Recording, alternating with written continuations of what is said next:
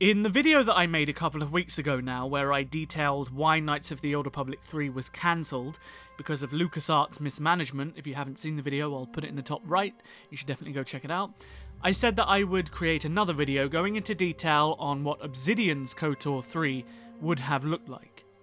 In that other video, I explained that LucasArts themselves were planning to make KOTOR 3, and that they already had a lot of stuff in pre-production. However, Obsidian originally also had a complete vision on what they wanted Knights of the Old Republic 3 to be too. And while we don't necessarily have any visuals such as concept art or pre-rendered footage, we do have the words from the one and only lead designer of KOTOR 2, Chris Avalo, who did a number of interviews with VG247, one with Eurogamer and another one a few years before that, and he went into some detail on what he and the team at Obsidian had in store for Knights of the Old Republic 3. Now sit back and relax, because I'm going to directly quote the things that Chris Avalo said that I think are important from all of these articles. So, I always liked the idea that Revan, as smart and powerful as your player character was actually even more of a brilliant strategist than became apparent in the first game. The entire second game is littered with clues as to why Revan didn't destroy the infrastructure here. What was he trying to make sure was still intact? What did he or she see that no one else saw? I thought that was giving a nice nod to, wait a minute, Revan realises there's an even larger force at work here, and he's focusing his efforts on that and keeping the bigger picture in mind. So KOTOR 3 was going to be a little bit different.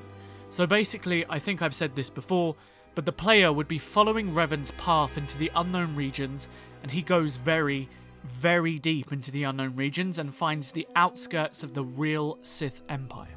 The idea that even before the modern day Sith came into being in the Old Republic, there were even more distant Sith Lords that were considered the true Sith, and the idea that they were still lurking out there in the galaxy waiting for a chance to strike.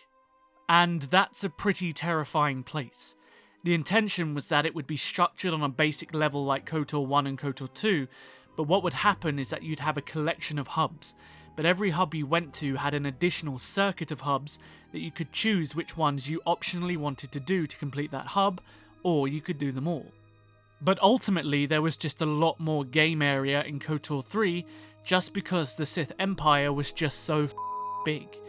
But yeah, so on some level it was a similar structure, but it was intended to, so one of our designers, Matt McLean, had this idea for Alpha Protocol mission structure, where what would happen is you sort of go to a hub, but it wasn't really a hub.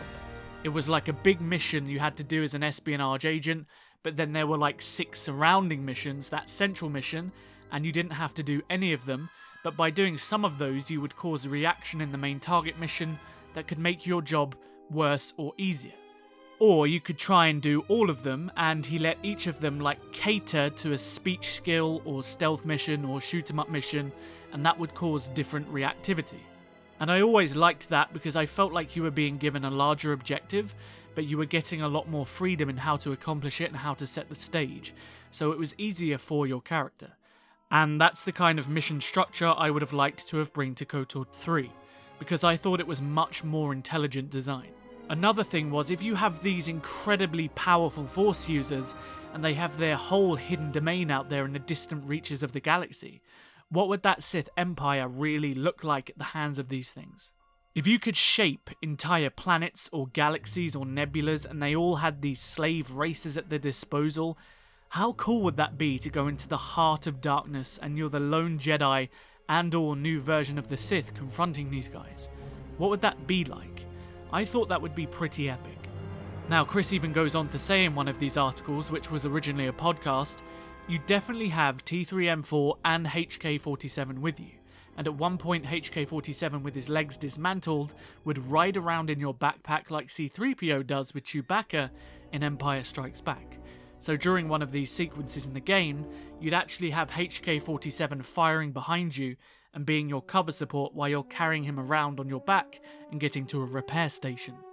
So that's pretty much all Chris Avalo had to say about KOTOR 3. So what kind of games could we potentially compare this to, and what could this possibly mean for the story? As for the player character, it would make complete sense that the game continued with the Jedi exile, and I actually recall reading a little while ago where Chris did say that the Jedi exile was intended to be the protagonist.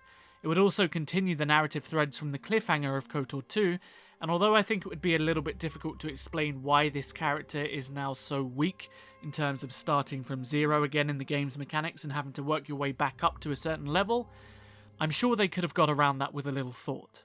Now, as for the Sith Empire, the main antagonists, I do read often about people claiming that the Sith were intended to be perhaps an offshoot of Marka Ragnos' Sith Empire, or perhaps they were warlords who broke the ranks after Ludo Kresh and Naga Sadow had their little spat. But I think Chris clearly envisioned something different here. I think what Chris is getting at is that Marka Ragnos' empire was actually an offshoot of the true Sith. I know that Marka's empire is often considered in the lore as the golden age of the Sith, but I think what's being implied here is much like Darth Revan's Sith Empire and Exar Kun's Sith Empires are offshoots of the original Sith Empire, the revelation would be that the original Sith Empire are actually offshoots of the true Sith Empire, if that makes any sense.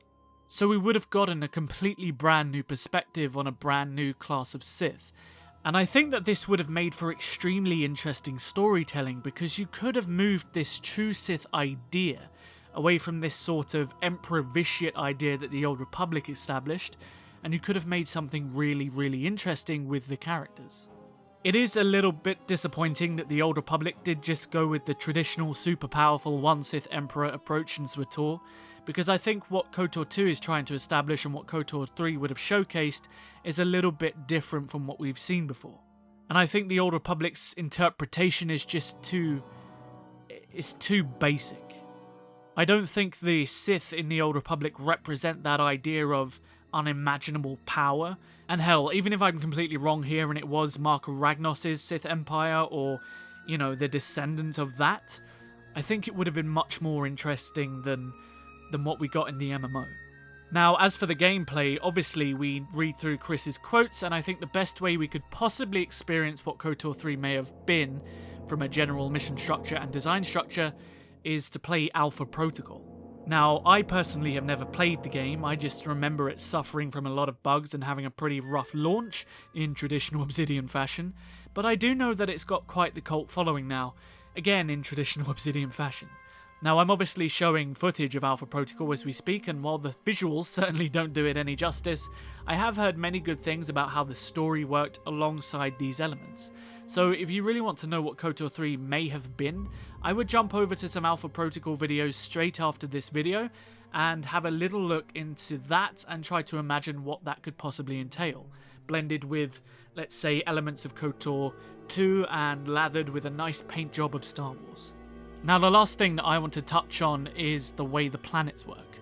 I can't for the life of me find this quote, and I could just generally be imagining this, but I swear I recalled an article or something talking about KOTOR 3 and how they wanted to try and utilize environmental storytelling beyond that of the original KOTOR games. They wanted all of the environments in KOTOR 3, the planets and the locations, to really tell a story in their own right and connect to the characters, especially the villains, in a kind of way that hadn't been seen before. Now, I don't know why this specific thing is in my head, and like I said, take it with a grain of salt, because I can't find the article where I read this, but I actually think that would have been an extremely interesting take, especially given how they wanted the villains to control entire swaths of the galaxy. And it would have been interesting to be able to look into their psychology by the way they controlled their dominions. Anyway, that's about just as much as I can find on KOTOR 3 and what it would have looked like under Obsidian, and that wraps up this video. But I'd love to know in the comment section below, what kind of game would you have liked KOTOR 3 to be? Would you have liked to have kept the same formula as Knights of the Old Republic 2? Or do you think they should have innovated in the same way they did with Alpha Protocol? I'm really interested in knowing what kind of game everybody wanted. As always, if you enjoyed the video, don't forget to hit the like button and subscribe and hit the notification bell if you want to see more Star Wars Knights of the Old Republic content from me. Also, don't forget to come and follow me on Twitter, Instagram, and join the Discord server, because I would love to have you there. And if you'd like to support the channel a little bit further, perhaps consider taking a look at Patreon. All links are in the description below. I'll see you guys in the next video. But until then, may the Force be with you. Always.